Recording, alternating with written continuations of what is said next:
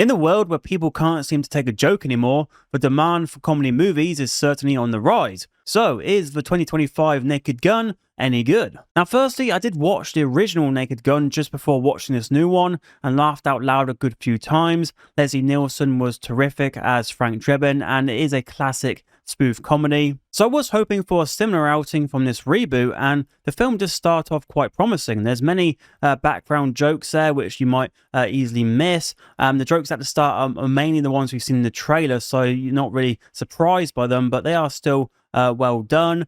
But then the film sort of just goes into a stage where it doesn't really know what to do in terms of the comedy. It's like, let's just do lots of different wordplay jokes over and over again. It's like, okay, we've had a good few of these now in a row. It's like, can we do something different now?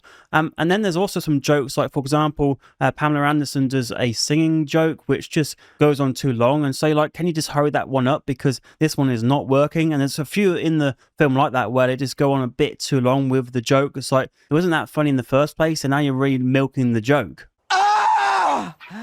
Oh!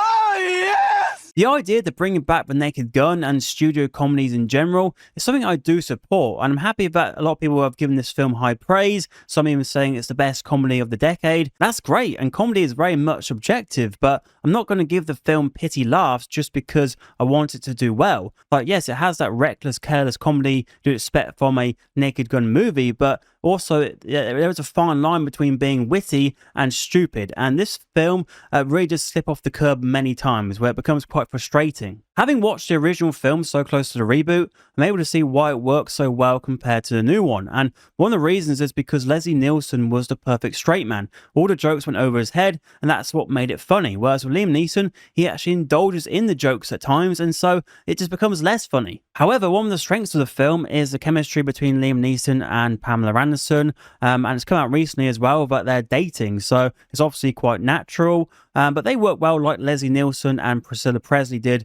in that original film. And with Pamela Anderson, she seems to be having a little new wave of her career with this and also The Last Showgirl, so I'm very happy for her that she's getting these roles. One of the best comedy moments does include the two of them in a scene that's very reminiscent of the tent scene from Austin Powers, but that's the thing, many of the best jokes here are rehashes of jokes we've seen before. There are some decent original jokes, one which reminded me a bit of Monsters Inc. There's some good tech jokes in there, and there's one involving a ski lodge, which is quite Family Guy-esque, which I'm sure Seth MacFarlane probably had his fingerprints all over that one, because he is a producer here. The film is directed by Akiva Schaffer, who recently directed the Chip and Dale movie, which I have reviewed on this channel actually, and I quite enjoyed that movie, but there's not many moments where the comedy builds up through momentum, like for example, in the original Naked Gun, we have the learner driver sequence where that just gets funnier and funnier because the instructor is calm and collected as normal while all the chaos unfolds around him. Extend your middle finger. Very good.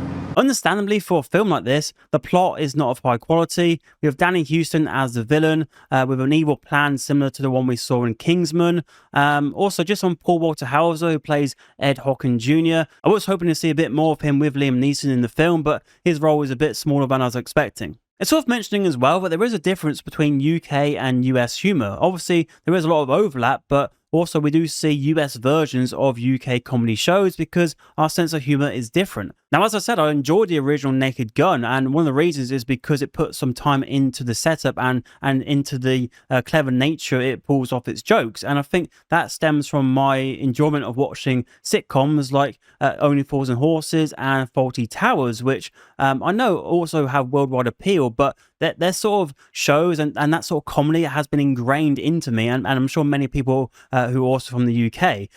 So that might be a reason why with this new one, I and others might not enjoy it as much as, say, an American person because of what they've been brought up with when it comes to comedy. The Naked Gun has a production budget of $42 million, and so it'll be very interesting to see how well it does at the box office, considering people now have become used to watching comedy films on streaming and at home, whether they actually will give this film a chance and see it at the cinema. Personally, I think this film has a 1 in 5 joke hit rate, and I don't think that's really enough to warrant a cinema ticket. However, I do want to see a resurgence of these sort of films, and so if you do really enjoy the trailer, maybe give it a go, because, you know, as I said, comedy is subjective, and you might have a much better time with this film than I did. Even though I don't hate this film, I hope I haven't got across that I hate this film. I did enjoy the film. I was just hoping for a lot better. I feel like it could have done so much more. And if they did do a sequel, I'll be supporting it, because I feel like they could do more with this concept with Liam Neeson in the titular role. But